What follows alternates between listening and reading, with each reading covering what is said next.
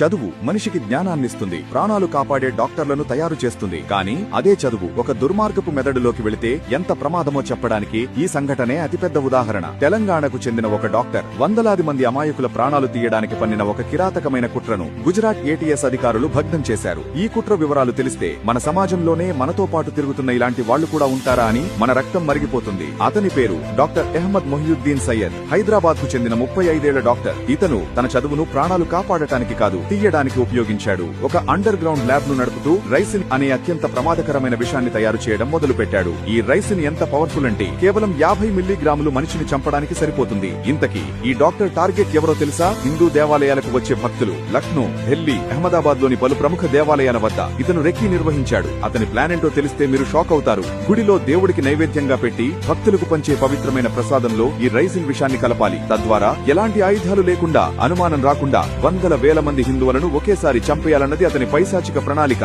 కానీ గుజరాత్ ఏటీఎస్ అధికారుల చొరవతో ఈ ఘోరం జరక్క ముందే కుట్రను ఛేదించారు. డాక్టర్ అహ్మద్ తో పాటు ఉత్తరప్రదేశ్ కు చెందిన మరో 2 ఉగ్రవాదులను ఆజాద్ షేక్ మరియు మొహమ్మద్ సుహేల్ ను అరెస్ట్ చేశారు. ఒక్కసారి ఆలోచించండి, ప్రాణం పోయాల్సిన డాక్టరే ప్రసాదంలో విషం కలిపి ప్రాణాలు తీయాలని చూశాడు. ఇది కేవలం ఉగ్రవాదం కాదు, మన నమ్మకాలపై, మన ధర్మంపై జరిగిన ఒక భయంకరమైన దాడి. ఇలాంటి వాళ్లు మన మధ్యనే, మన పక్కనే ఉంటూ ఇంత పెద్ద కుట్రలు పన్నుతున్నారంటే నమ్మగలమా? ఈ సంఘటనపై మీ అభిప్రాయం ఏంటి? ఇలాంటి వాళ్లకు ఎలాంటి శిక్ష వేయాలి? కింద కామెంట్స్